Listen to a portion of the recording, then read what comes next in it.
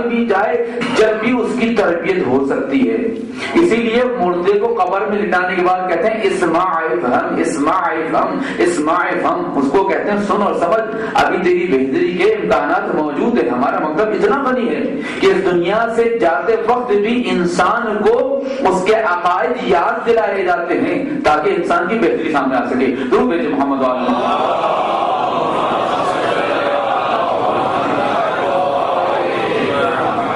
تو مختلف قسم کی تربیتیں, لیکن ہم یہاں پر صرف عائلی اور خاندانی نظام زندگی کی تربیت بحث کریں گے.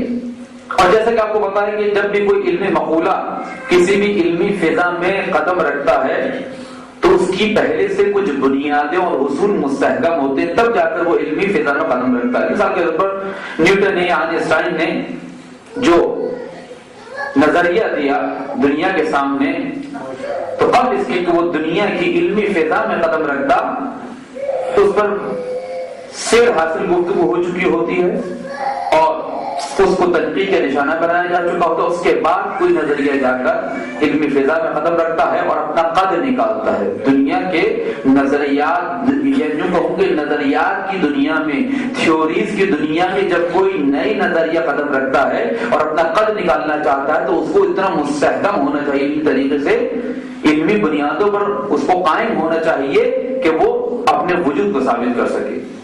لہذا اسلام کا تربیتی نظام بھی بالکل ایسا ہی ہے. لیکن اسلام کا تربیتی نظام کس چیز پر قائم ہے؟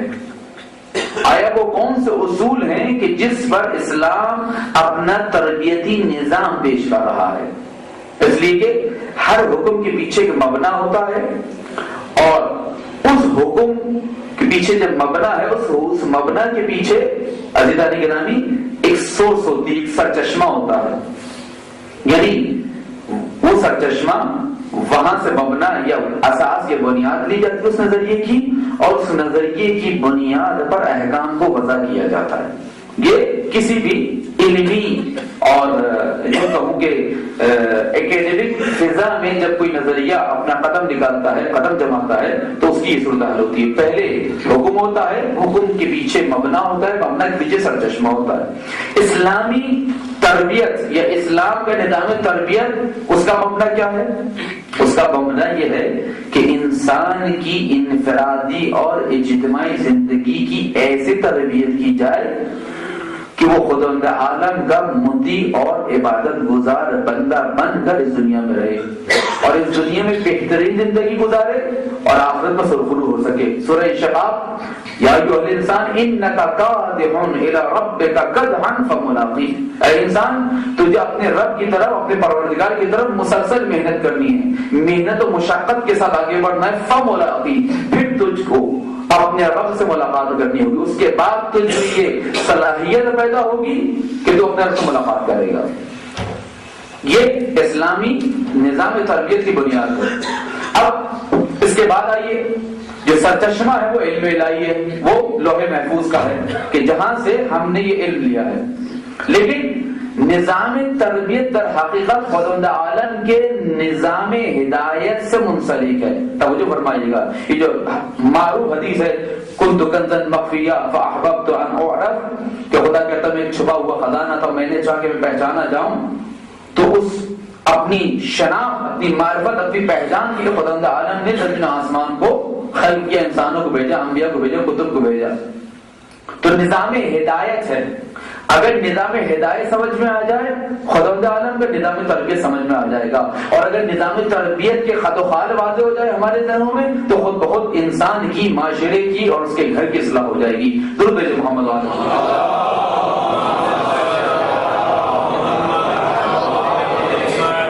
ہم نے کیا تمہیدی گفتگو ہے, ممکن ہے کہ تھوڑی سی خشک ہو, لیکن جب بات آگے بڑھے گی اور ہم مصادیق میں آئیں گے کہ والدین کا کیا کردار ہے, بچوں کا کیا کردار ہے, بزرگوں کا کیا کردار ہے, میاں بیوی کا کیا کردار ہونا چاہیے اسلامی سوسائٹی میں, اسلامی گھرانے میں, اور اسلام میں کیا تعلیمات دی ہیں, تو خود بخود آپ گفتگو کی شیرینی کو محسوس کریں گے. اور پھر درود بھیجیے محمد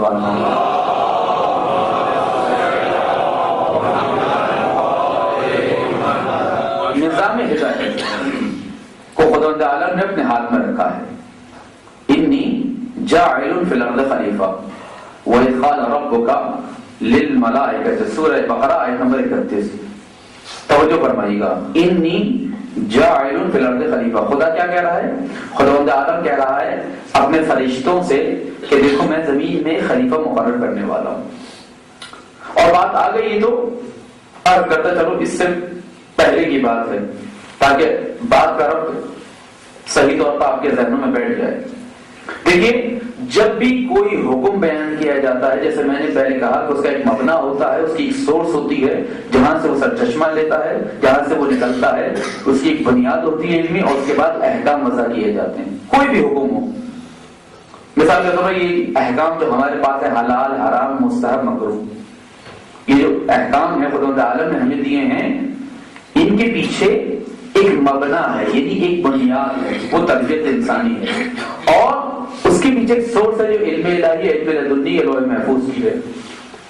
اب مثال کے طور پر آپ جیسے کہ علم اصول میں ہماری بحث کی جاتی ہے کہ اگر انسان کو واجب یا مستحب کام کا حکم دیا گیا ہے تو اس حکم کے پیچھے ایک مصلحت ہے، ایک خیر ہے، خوبی ہے، ایک بھلائی ہے کہ جس کو انسان کے لیے ضروری قرار دیا گیا ہے کہ اگر انسان اس کو حاصل نہ کرے تو نقصان کا شکار ہوگا، اس کا ایمان کامل نہیں ہو سکتا، اس کی نجات ممکن نہیں ہے. اسی لیے اگر وہ مصلحت شدید درجے کی ہے تو اس کو واجب کا نام دیا گیا ہے کہ اگر آپ نے یہ کام نہیں کیا، واجب نہیں کیا، تو آپ کو نقصان ہوگا. اور اگر وہ مصلحت یا خیر یا خوبی یا بھلائی کم درجے کی ہے تو اس کو مستحب کا نام دیا گیا. اسی طرح ہر برے کام کے پیچھے ایک برائی ہے، ایک مفسدہ ہے، ایک خطرناک چیز موجود ہے. نوجوان بچوں کے لیے آسان زبان میں بیان کر رہا ہوں.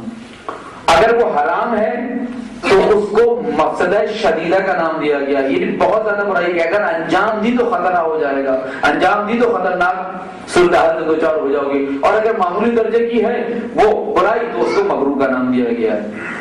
یہ اسلام کا نظام احکام ہے کہ جس کی بنیادوں پر خداوند عالم نے مفسدہ شدیدہ، مفسدہ قلیلہ یا مصلحت شدیدہ یا مصلحت قلیلہ کی بنیاد پر واجب، مکروہ، حرام اور مستحب امور کو ہمارے لیے وضع کیا ہے. درود بھیجیں محمد و آل محمد.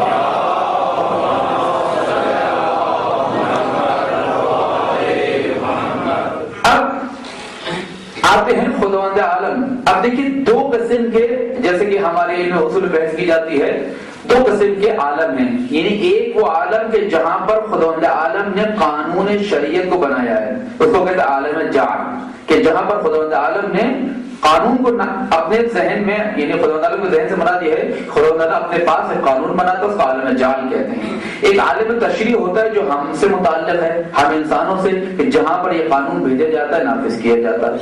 ایک عالم جعل ہے اور ایک عالم تشریع ہے.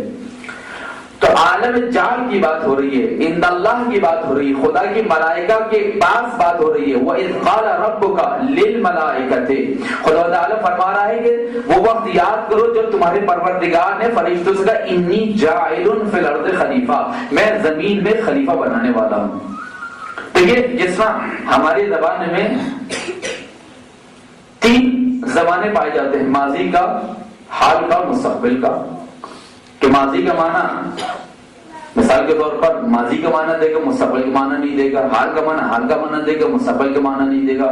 اور مستقبل کا معنی جو ہے وہ مستقبل کا معنی دے گا، ماضی اور حال کا معنی نہیں دے گا. یعنی ہر زمانے کے اپنے مخصوص حالات ہیں اور وہ وہی معنی دے گا. مثال کے طور پر میں کہوں کہ میں یہ کام کر چکا ہوں تو اس کا مطلب یہ ماضی میں ختم ہو گیا. یہ میں کام کر رہا ہوں تو گویا میں ابھی کر رہا ہوں، ماضی میں نہیں کیا، میں نے آئندہ نہیں کروں گا.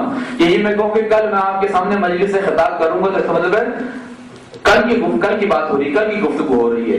تو تین زبانیں پائے جاتے ہیں ہر زبان میں. اسی طرح عربی زبان میں بھی اگر مراد ماضی ہے تو صرف ماضی کا معنی ہے، اگر مضارع ہے تو مضارع ہے، اور اگر امر ہے تو امر ہے.